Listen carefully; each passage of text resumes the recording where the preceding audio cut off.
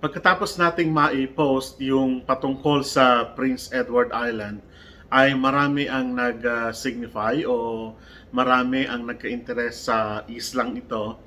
At sabi nga natin, ang Prince Edward Island ay kabilang din sa tinatawag nating Atlantic Immigration Pilot Program na ngayon ay permanent program na ng Atlantic Provinces. Kasama na dyan nga ang PEI o ang Prince Edward Island. Marami sa inyo ang mga professionals at mga nakapagtapos na namumroblema talaga kung paano nila ilalaban naman yung kanilang mga grado, yung kanilang mga natapos. Marami ang nag-signify, halimbawa na yung mga social workers natin sa Pilipinas na gusto ring makarating. Kaya nga lang yun ang natatanging kumbaga kanilang trabaho, at yung ilan ay bata pa lamang pero yun na yung kanilang mga tapos. Marami tayong mga nurses na mga kaibigan at mga nagsisignify din kung paano mapunta dito sa Prince Edward Island. At isang malaking option talaga ang Prince Edward Island, no? Hindi kalakihan pero continuous yung kanilang pagre-recruit o yung tinatawag nating draw. At dahil nga sa kawalan ng kaibhan ng tinatawag nating work experience or skills, at napako na yung ilang mga kababayan natin sa ganung experience at bata pa lang sila.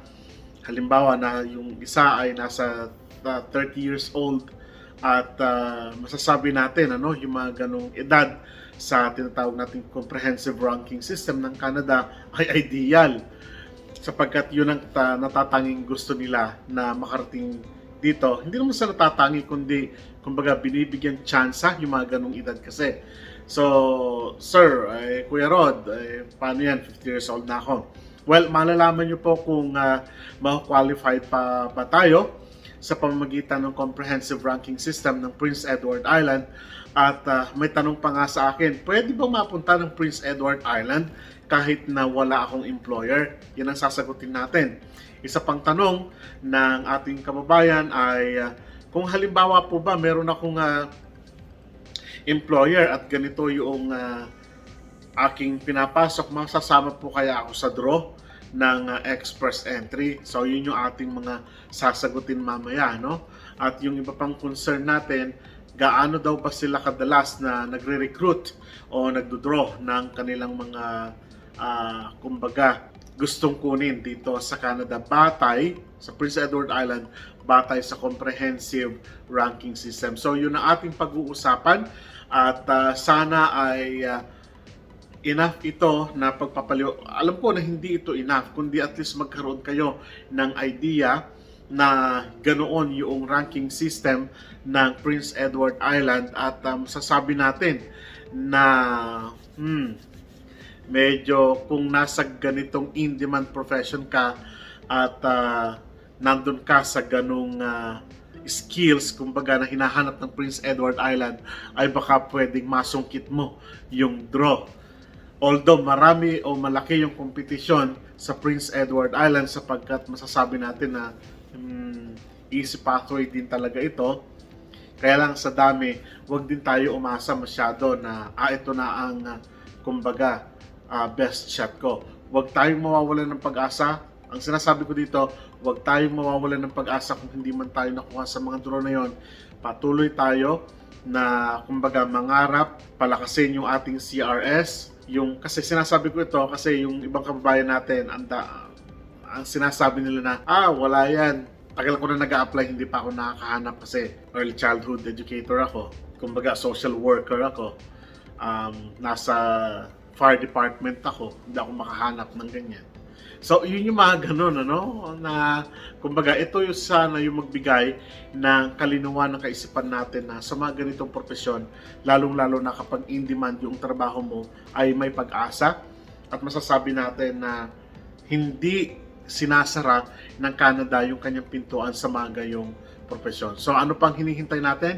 We will go to that particular extreme ng Prince Edward Island at pag-usapan natin. Pero bago tayo magtungo ay malaking tulong sa ating channel kung ikaw ay magsusubscribe dito sa ating channel. Pakiclick yung ating subscribe button, paki-like na rin upang nang sa ganon ay malaman natin kung nagugustuhan mo yung ating mga videos. Pwede tayo mag-comment down below, and of course pwede nating i-share yung ating mga videos. Kaya ano pang hinihintay natin? We will jump into our computer para isa-isahin natin, i-enumerate natin kung ano yung mga categories, kung ano yung mga eligibilities, kung ano yung mga dapat mong ihanda kung nasa ganitong profession ka at plano mo na mapunta dito sa Prince Edward Island. I am very excited to present to you the eligibilities, yung criterias, paano ka marirecruit ng Prince Edward Island para makarating dito sa Canada. So ano pang hinihintay natin? Let's jump into it. Nandito pa rin tayo sa Prince Edward Island, Canada. I mean the page. Ang hahanapin nyo lang is the Prince Edward Island.ca/en stands for English. So hanapin lang natin yung close lang natin yan. And then we will go to how to immigrate to Canada or to Prince Edward itself. So hahanapin natin is the provincial nominee program here. And then from there, hahanapin naman natin ngayon yung express entry. And then additional links. Let's click that. And then there you go. So PEI Express Entry. So updated ito as of October 4, 2021. So tignan natin kung ano ang may offer ng Express Entry.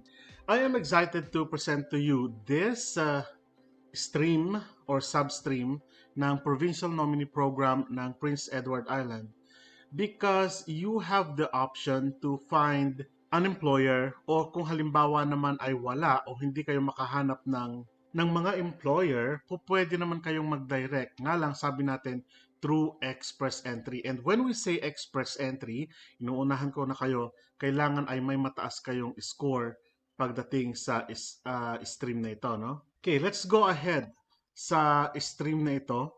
And sabi dito, you can apply for PEI, Prince Edward Island Express Entry, nomination for permanent residency through the provincial or the Prince Edward Island Provincial Nominee Program, PEI-PNP. Sabi dito, you can be nominated through this stream and you can have an invitation to apply once na kayo ay maka-gain ng support from them. So, ano ba yung maka-gain ng support? So, we will talk about or more about that as we go through, no? So, ang tanong natin, paano ba tayo magiging eligible para maka-apply sa PIEE or Express Entry Program na ito?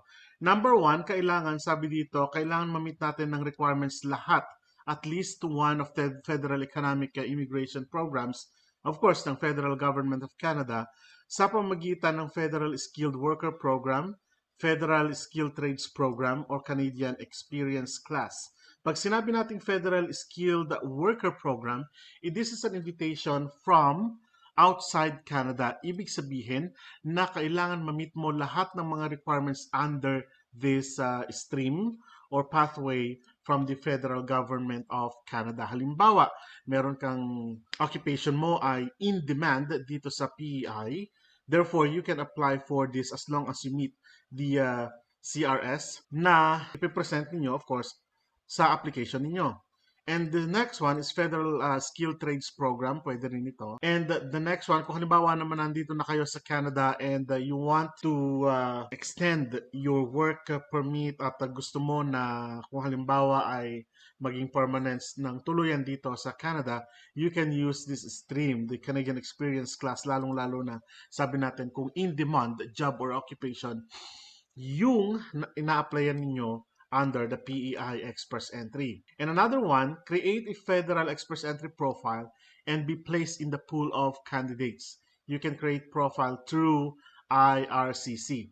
Pag sinabi nating creating profile, so i-click natin yan, subukan natin, ano? Find out if you are eligible. So lahat yan, binibigyan ng scores lahat ng nandito. So pag sinabi nating binibigyan ng score, lahat ng pwede na lang score ay kukuhanan lang. Halimbawa, education, work experience, lahat-lahat. So, tignan niyo, if you don't know yet, choose the province. Sabi dito, halimbawa, ang hinahanap natin is the Prince Edward Island. So, kiklik lang natin yung next. And then, you need to submit language exam. Yan, IELTS. Kung IELTS naman, tatanungin kung ilan ang score ninyo, and so on and so forth.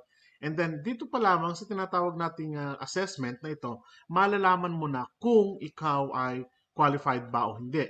So, ibig sabihin, kapag nakapag-create ka na ng profile dito sa under ng CIC, you may now start processing your paper at kailangan mo nang humanap ng tinatawag nating who will support you. Ang tinutukoy natin dito is the job offer from the PEI or specific employer from PEI. So sabi dito, there are two pathways to permanent residency through the PEI Express Entry category depending on you have job offer on PEI or not. Priority will be given to applicants that are living and working in PEI.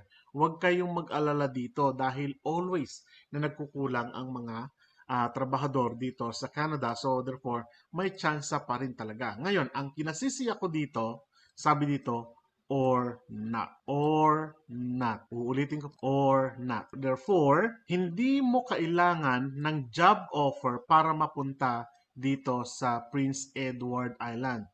May job offer ka man o wala, pwede kang mapunta dito. Ngayon, paano nga tayo mapupunta dito? So, papasadahan natin yan maya-maya, no? Graduates of public funded designated learning institutions in Canada are eligible to apply for a postgraduate work permit. Ito yung sa mga international students graduation program ng Government of Canada na niyayakap naman ng Prince Edward Island. So PGWP, which is the Postgraduate Work Permit, holders who are seeking nomination under Express Entry are required to meet minimum of 9 months work experience with a PEI employer prior to being considered for immigration pathways if you, number 1, hold a PGWP and under or graduated from an institution outside of PEI, have a spousal open work permit as a result of spouse's study permit from the institution outside PEI, have a minimum of 4 months prior to the expiry of your PGWP at the time of submission of express entry. Malinaw naman po ito, no? Ito yung sa may international students, kung tawagin natin. Karamihan sa mga naghahanap sa inyo is in the stream of work na agad. Kasi karamihan naman talaga sa atin, work na agad ang hinahanap. Although, malaking population talaga yung mga dito sa ganitong stream din, international students. So, pasadahan na natin yan. Now, how do I apply? Sabi dito, if you meet the eligibility criteria listed above, you must first read the Workforce Application Guide. So let's click that. And here is the guide for Workforce Application Guide. So ito ay mayroong ilang page ba ito? Ang dami. Well, talagang ganon. Kailangan nating magbasa-basa. Ang sabi dito, lahat yan, kailangan mo lang sundin. Lahat ng scores, point assessment grid, lahat ng score nila, nandito lahat. Kaya nga sabi ko sa inyo, always rely, bago kayo mag-apply, rely sa kanilang point assessment grid or PG points grid, labor point grid. Makikita nyo kasi dyan kung ano pa ba ang score na kulang ko. Yun ang dapat dagdagan ko. No? Okay, lahat yan from Express Entry Nomination Program and so on and so forth. Nakalink naman yan sa website. Ililink ko yan down below. You or your representative must create profile in the Prince Edward Island.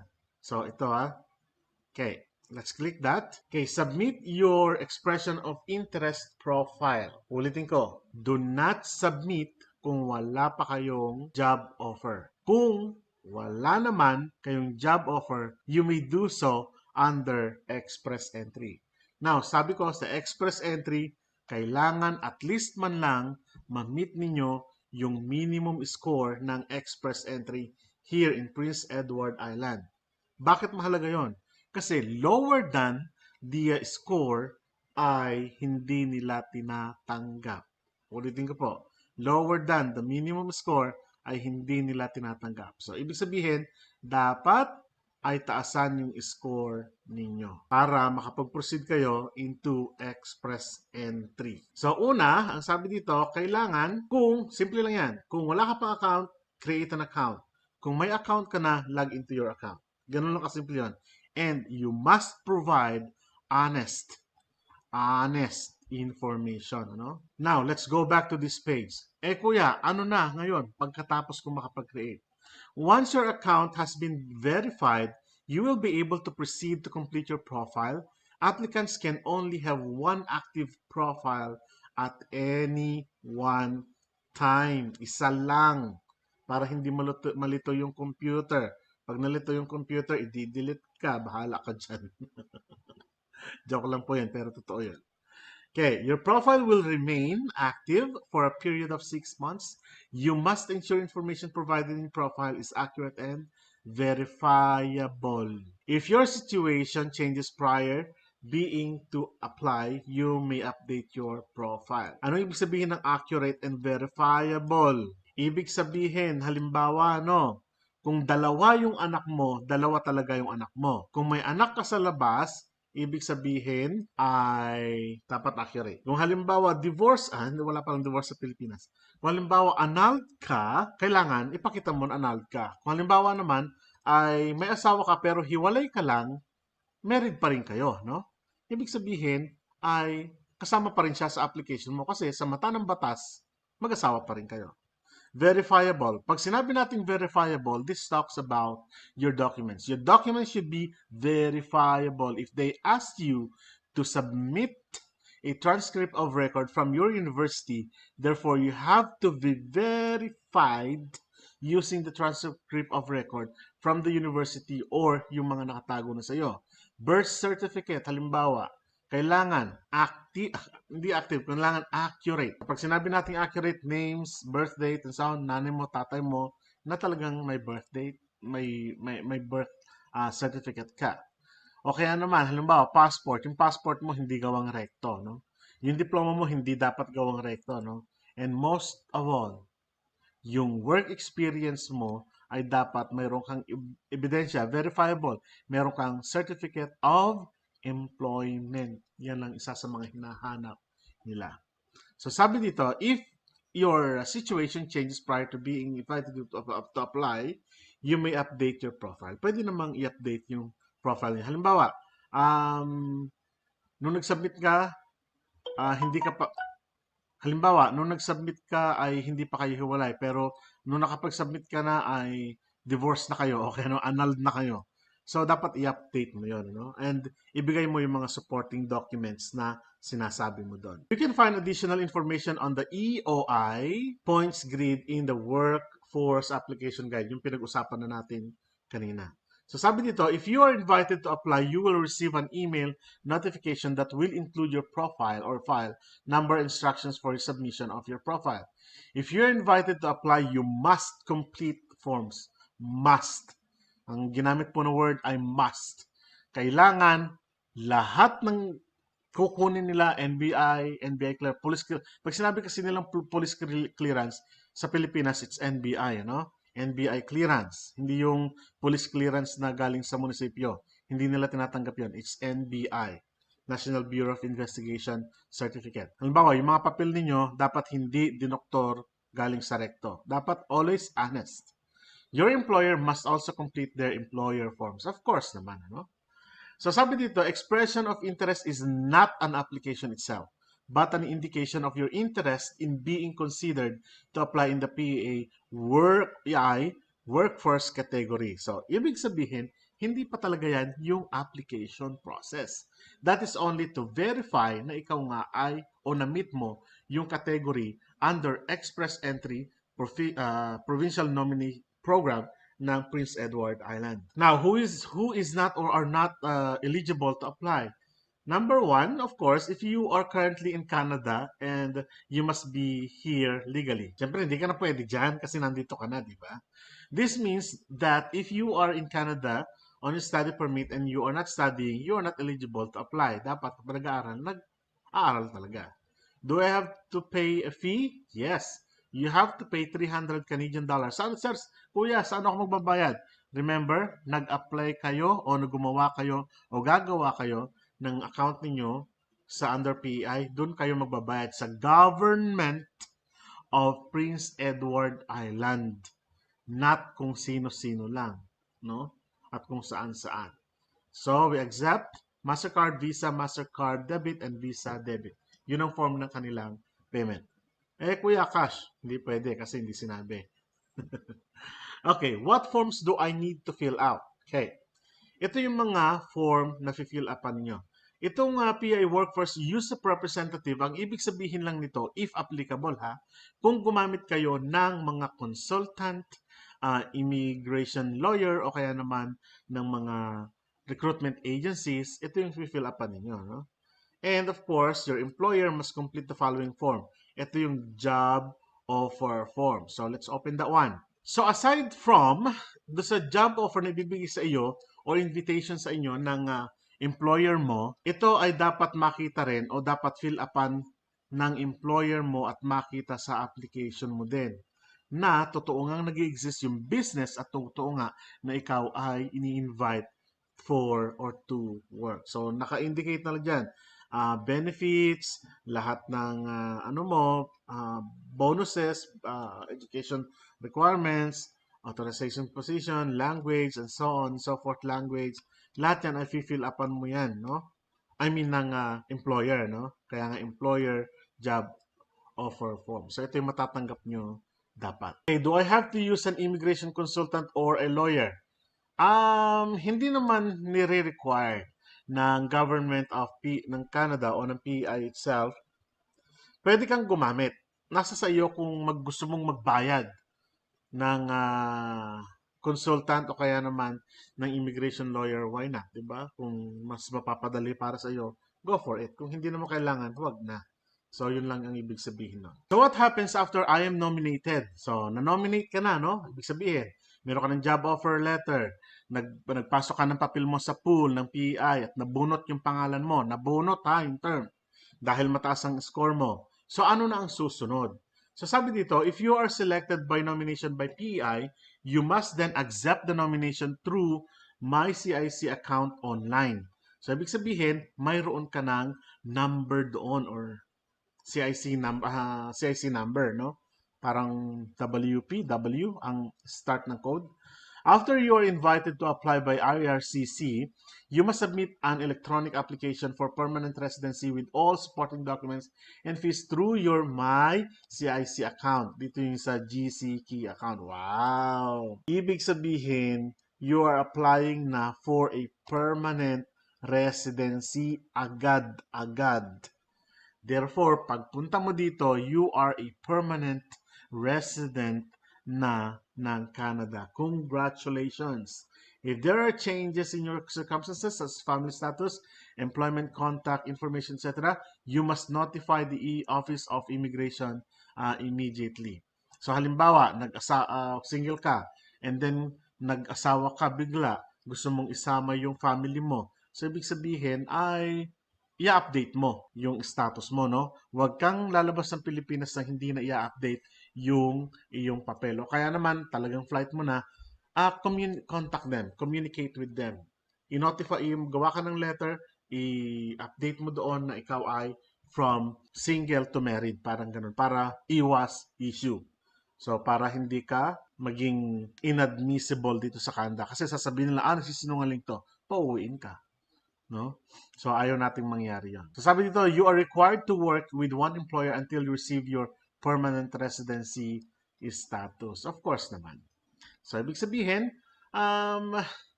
pwede kang mag-apply agad ng work permit and i-apply mo na rin agad yung iyong permanent residency kasi may invitation ka na. Okay.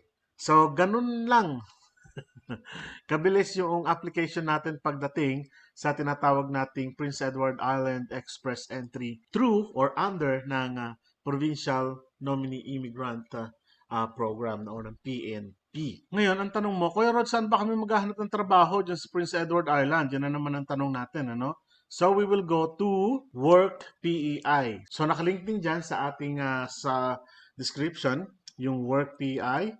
at dito kayo hahanap ng trabaho. O kaya naman, pwede kayo magpunta sa job bank at i-filter nyo na lang sa Prince Edward Island, ano?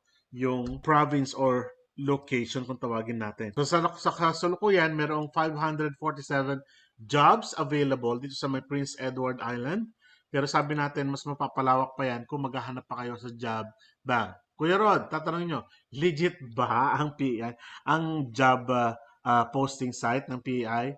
Legit po siya, pero hindi ito recruitment agency. Ulitin ko po, hindi ito recruitment agency. Ang Indeed, Kuya Rod, legit ba siya? Legit siya, legitimate siya. Pero hindi siya recruitment agency or consultancy firm.